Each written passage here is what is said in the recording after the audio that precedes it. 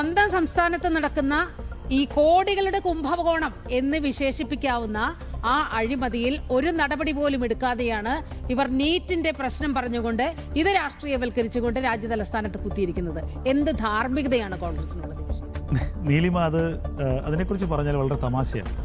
ഈ കർണാടക ഇപ്പം പിടിച്ചു വിളിക്കുക, ഈ താങ്കൾ പറഞ്ഞതുപോലെയുള്ള ഈ ഒരു PSC പരീക്ഷാ ചോർച്ച, അത് വലിയ തോതിൽ അവിടെ ചർച്ച നടത്തുന്നു. അവിടുത്തെ മാധ്യമങ്ങൾ വലിയ രീതിയിൽ വാർത്തയാക്കുന്നു. ഇതിന് മുൻപും കർണാടകയിൽ പരീക്ഷ ചോദ്യപേപ്പർ ചോർന്നിട്ടുണ്ട്, ഹരിയാനയിൽ ചോർന്നിട്ടുണ്ട്, പഞ്ചാബിൽ ചോർന്നിട്ടുണ്ട്. ഇവിടെ ഈ ഘട്ടങ്ങളിലൊക്കെ തന്നെ അവിടെ ഭരണം നടത്തിയത് കോൺഗ്രസ് ആണ്. കേരളത്തിൽ PSC ചോദ്യപേപ്പർ ചോർന്നിട്ടില്ല. ഒരു തവണയല്ല, 2 തവണയല്ല, എത്രയോ തവണ. കേരളത്തിലെ PSC ചോദ്യത്തിൻ്റെ 50% ചോദ്യങ്ങൾ ഒരു പ്രത്യേക കോച്ചിങ് സെൻറ്റർ ഇറക്കിയ അവരുടെ ഗൈഡിൽ നിന്നാണ്. അടുത്തടുത്ത ചോദ്യങ്ങളാണ്. 20 ചോദ്യങ്ങൾ 1 മുതൽ 20 വരെയുള്ള നമ്പറിട്ട ചോദ്യങ്ങളാണ്. അപ്പോൾ ഇതൊക്കെ സ്വാഭാവികമായും സംഭവിക്കുന്നതാണ്. ലോകത്തെല്ലായിടത്തും ഒരു കണ്ടുപിടുത്തം ഉണ്ടായാൽ ആ കണ്ടുപിടുത്തത്തെ മറികടക്കാൻ വേണ്ടിയുള്ള മറു കണ്ടുപിടുത്തങ്ങൾ ഉണ്ടാവാറുണ്ട്. ഒന്നുണ്ടാക്കിയാൽ അതിനെ തകർക്കാനുള്ള മറുശ്രമങ്ങൾ ഉണ്ടാവാറുണ്ട്. അതുപോലെ പരീക്ഷ മാന്യമായിട്ട് നടത്തിയാൽ അതിനെ തകർക്കാനും അതിൽ ഇടപെടാനും അതിനെ പൊളിക്കാനുമുള്ള മറുശക്തികളുണ്ട്. അത് ലോകത്തെവിടെയും സ്വാഭാവികമാണ്. അതിൻ്റെ സമാനമായ ഒരു സംവിധാനമാണ് ഇപ്പോൾ നീറ്റിലുണ്ടായത്. അത് കേന്ദ്ര സർക്കാർ കൃത്യമായി തന്നെ കണ്ടെത്തി. അതിനുവേണ്ടി ഒരു ബോർഡിനെ, കൃത്യമായ ഒരു അന്വേഷണ സംഘത്തെ ഉണ്ടാക്കി. SIT അന്വേഷിച്ചു.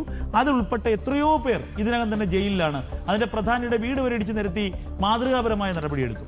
ഞാൻ ചോദിക്കട്ടെ, അതിനുശേഷം ഇപ്പോൾ ഇനിയും ഇത്തരം മത്സര പരീക്ഷകളുടെ കാര്യങ്ങളിൽ ഇത്തരം ചോർച്ചകൾ ഉണ്ടാകാതിരിക്കാൻ, അവ കാര്യക്ഷമമായി നടത്താനുള്ള പല 2 ടയറോ 3 ടയറോ സംവിധാനങ്ങൾ ഇപ്പോൾ പ്രഖ്യാപിച്ചു. അതൊക്കെ ഈ ഒരു സമരത്തിൻ്റെ ഒരു തരത്തിൽ പറഞ്ഞാൽ ഒരു ഭാഗമാണ്. അല്ലെങ്കിൽ അവർ പറഞ്ഞ കുറേ കാര്യങ്ങൾക്ക് സാർ കേട്ടു. പക്ഷെ മറുഭാഗത്ത് എന്താണ് നടക്കുന്നത്? ഞാൻ ഇപ്പോഴും പറയുന്ന മറുഭാഗത്ത് എന്താണ് നടക്കുന്നത്?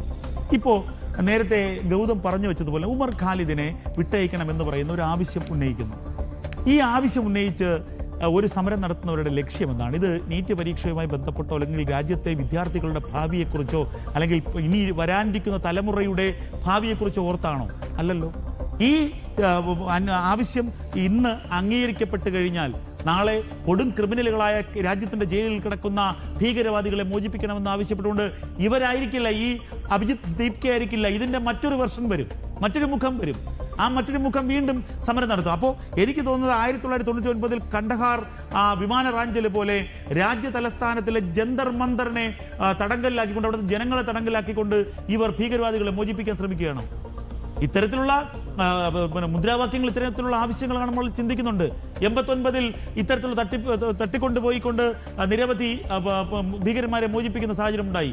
അഫ്ഗാനിസ്ഥാനിലുള്ള ഇന്ത്യയുടെ എഞ്ചിനീയർമാരെ തട്ടിക്കൊണ്ടുപോയി അവിടെ തടങ്കലിലായിരുന്ന താലിബാൻ ഭീകരന്മാരെ മോചിപ്പിക്കുന്ന സാഹചര്യം ഉണ്ടായി. അതിന് സമാനമായ ഒരു സാഹചര്യമാണോ എന്ന് നമ്മൾ ചിന്തിക്കണം. ഇവിടെ ബോലോ തക്ബീർ വിളികൾ ഉയരുന്നു. ഇവിടെ ആർട്ടിക്കിൾ 370 പുനഃസ്ഥാപിക്കണമെന്ന് ആവശ്യമുന്നയിക്കപ്പെടുന്നു. ഇന്ത്യയുടെ ജനാധിപത്യ സംവിധാനം എങ്ങനെ പോകണമെന്ന് ഈ കുറെ പിള്ളേരാണോ തീരുമാനിക്കുന്നത്? ഞാൻ ചോദിക്കുന്നത്, ഇതിൽ ഇന്ന് കണ്ട ദൃശ്യങ്ങൾ നിങ്ങൾ മനസ്സിലാക്കണം. ഞാൻ എന്തുകൊണ്ട് പറഞ്ഞാൽ വൈകാരികമായിട്ടാണ് പറയുന്നത്. ഇതിൽ ഇന്ന് കണ്ട ദൃശ്യങ്ങൾ മനസ്സിലാക്കണം.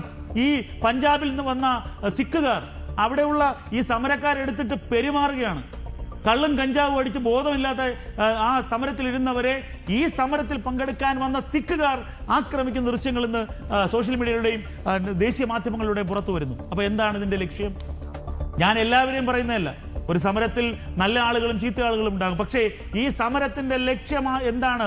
ഈ സമരത്തിലൂടെ എന്താണ് ഈ CJP അല്ലെങ്കിൽ ഈ പാർട്ടി ലക്ഷ്യമിടുന്നത്?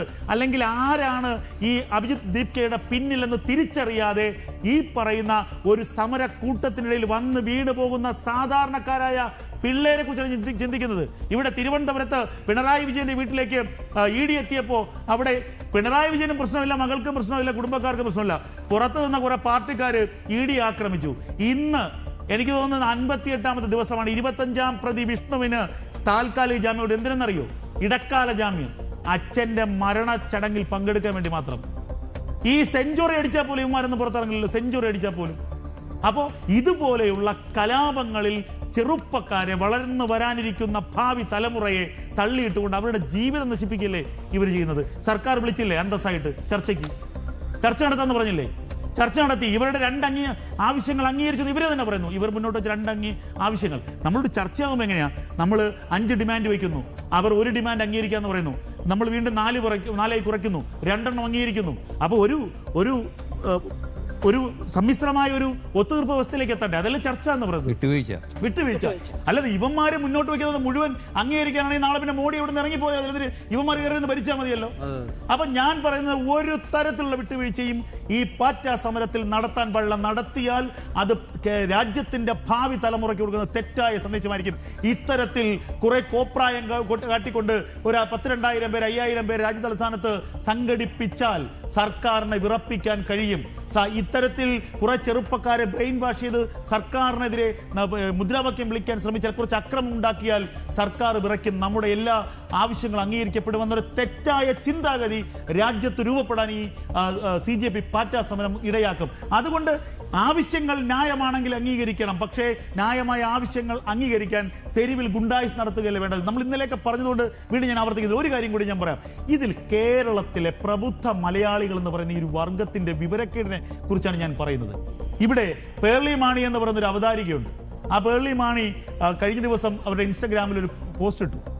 ആ പോസ്റ്റ് മറ്റൊന്നുമല്ല, ഞാൻ ഇഷ്ടപ്പെടുന്ന നിറം കാവിയാണ്, എനിക്ക് സ്വതന്ത്രമായി ചിന്തിക്കാനുള്ള സ്വാതന്ത്ര്യമുള്ള രാജ്യമാണിത് എന്ന് മാത്രമാണ് ഇട്ടത്. ആ പേർളി മാണിയെ സാംസ്കാരിക നായകന്മാരെന്നും സിനിമാ താരങ്ങളെന്നൊക്കെ പറയുന്നവന്മാര് തലങ്ങും വിലങ്ങും അധിക്ഷേപിക്കുന്ന കാഴ്ചയാണ് നമ്മൾ ഇന്ന് കാണുന്നത്. അവരൊറ്റപ്പെടുകയാണ് അവരെ. എന്നിട്ട് മറുഭാഗത്ത് നിൽക്കുന്നത് ആരൊക്കെയെന്നറിയോ? ഞാൻ ഇന്നലെ പറഞ്ഞത് വീണ്ടും ആവർത്തിക്കുന്നു. നടൻ മമ്മൂട്ടി, ദുൽഖർ സൽമാൻ, ഈ പറയുന്ന ടോവിനോ, മഞ്ജു വാര്യർ, ഇങ്ങനെ മലയാളികൾ വലിയ പൊതുബോധത്തിന്റെ ആളുകളെന്ന് പറഞ്ഞ് സൃഷ്ടിച്ചു വച്ചിരിക്കുന്ന ഇത്തരം മുതലുകളാണ് ഈ പറയുന്ന സമരത്തെ, രാജ്യവിരുദ്ധമായി നടക്കുന്ന സമരത്തെ പിന്തുണയ്ക്കുന്നത്. എന്താണ് അവിടെ നടക്കുന്നത്? എന്തിനെതിരെയാണ് ആ സമരം? ആരാണ് ഈ സമരത്തിന് പിന്നിൽ? ഈ സമരത്തിന്റെ ലക്ഷ്യം എന്താണ് എന്ന് ഒരു വരി ഒന്ന് തിരഞ്ഞു നോക്കിയിട്ടാണ് ഈ പിന്തുണയെങ്കിൽ നമുക്ക് അംഗീകരിക്കാം. നമ്മൾ ഇതിനെക്കുറിച്ച് ചിന്തിക്കുമ്പോഴേ ഇവരുടെയൊക്കെ സിനിമകൾ നമ്മൾ കണ്ടുപോയല്ലോ, കയ്യിലെ പോക്കറ്റിലെ പൈസ കൊടുത്തു എന്ന് നമ്മൾ ലജ്ജിച്ച് തലകഴ്ത്തേണ്ടി വരും. കാരണം രാജ്യത്തിനെതിരെ മുദ്രാവാക്യം വിളിക്കുന്നവന്, രാജ്യത്തിനെതിരെ പ്രവർത്തിക്കുന്ന തീവ്രവാദികൾക്ക് സമാനമായവനെയാണ് പിന്തുണയ്ക്കുന്നത്. അപ്പോൾ ആർക്കൊപ്പമാ? ഈ ജനതയ്ക്കൊപ്പമാണോ? ഇന്ത്യക്കൊപ്പമാണോ? ഭാരതത്തിനൊപ്പമാണോ? നമ്മുടെ ഭാരതത്തിന്റെ ഐക്യത്തിനൊപ്പമാണോ എന്ന് ചിന്തിക്കണം.